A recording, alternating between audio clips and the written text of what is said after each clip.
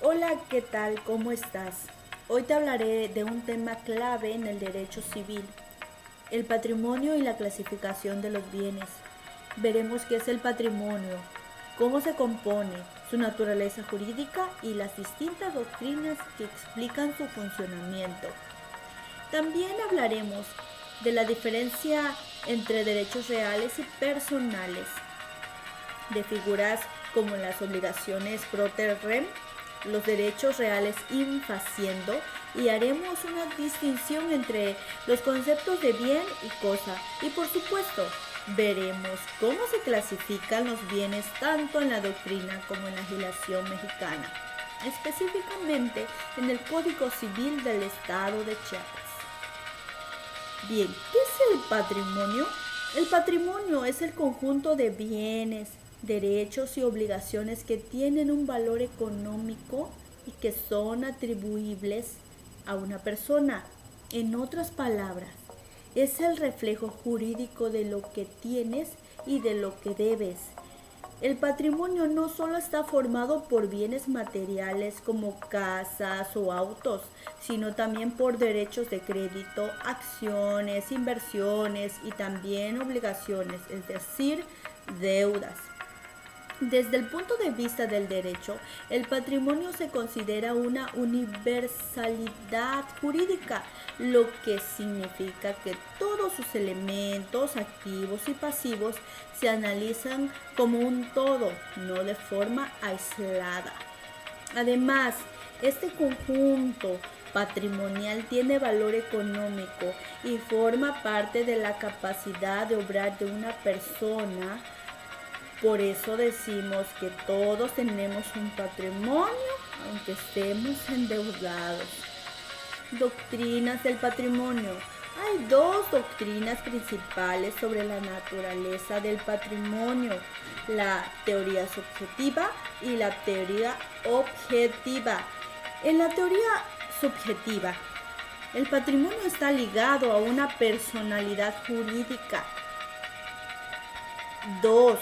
Solo puede haber un patrimonio por persona viva. 3. Es intransmisible en vida, excepto por actos jurídicos que afecten elementos del patrimonio, no el conjunto. Solo se transmite por causa de muerte, como en las sucesiones. Bien, y en la teoría objetiva, propone que puede haber más de un patrimonio por persona. Lo importante no es la persona, ni con el fin económico al que se están afectando los bienes. De aquí surge la idea de patrimonios de afectación como los fideicomisos, las masas concursales o los patrimonios autónomos en ciertas figuras empresariales. Bien, vamos a ver los derechos reales y personales. Dentro del patrimonio encontramos dos grandes tipos de derechos, los derechos reales y los derechos personales. Vamos a ver los derechos reales. En los derechos reales, la relación inmediata y directa entre una persona y una cosa. Ejemplo, propiedad, servidumbre, hipoteca, usufructo. Se ejercen erga omnes, es decir, frente a todos. Se caracterizan por su preferencia y persecución. Puedes recuperar el bien incluso si lo tiene un tercero. Vamos con los derechos personales o de crédito. Relación entre personas, donde una está obligada a dar, hacer o no hacer algo a favor de la otra. Por ejemplo, cuando le prestas dinero a alguien o celebras un contrato, se ejercen solo frente al obligado. Las diferencias claves de esto es el objeto, la cosa, que son reales, y versus la conducta, que son personales. La eficacia, la universal, que son reales, versus La relativa, que son las personales. Bien, y la garantía también. Los derechos reales otorgan mayor seguridad jurídica. Veremos las obligaciones pro terreno y derechos reales in faciendo. Estas figuras son interesantes porque están a medio camino entre los derechos reales y personales.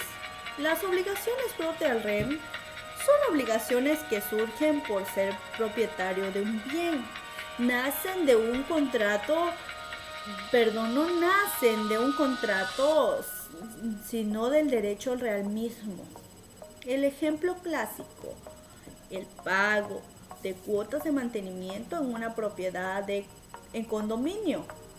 Si vendes el bien, la obligación se transmite al nuevo dueño.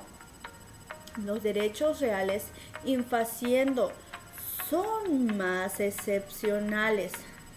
En general, los derechos reales solo dan poder sobre una cosa, no permiten exigir que alguien haga algo. Pero hay casos, como la servidumbre de paso, donde puedes exigir una conducta activa del propietario del predio sirviente, dejarte pasar. Este hacer nace del derecho real, no de un contrato. Bienes, cosas y apropiación.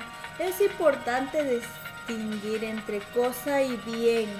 Una cosa es cualquier objeto material, incluso aunque no tenga valor económico. Un bien, por otro lado, un bien es una cosa que puede ser apropiada y tiene valor económico o jurídico. Entonces, el aire o el mar pueden ser cosas, pero no bienes, porque no se pueden apropiar. Una obra de arte, un terreno o incluso un derecho de autor sí son bienes. Apropiación es la posibilidad jurídica de ejercer control sobre algo con efectos reconocidos por el derecho solo porque es susceptible de apropiación. Puede formar parte del patrimonio. La clasificación de los bienes. La clasificación doctrinal es la más común en la enseñanza del derecho. Los corporales e incorporales. Los primeros son tangibles, una casa. Los segundos son intangibles, como una marca. Muebles e inmuebles, según se pueden trasladarse sin alterar su esencia, los muebles e inmuebles. Los fungibles y no fungibles sí pueden ser sustituidos por otros de su misma especie, como el dinero o como un cuadro único.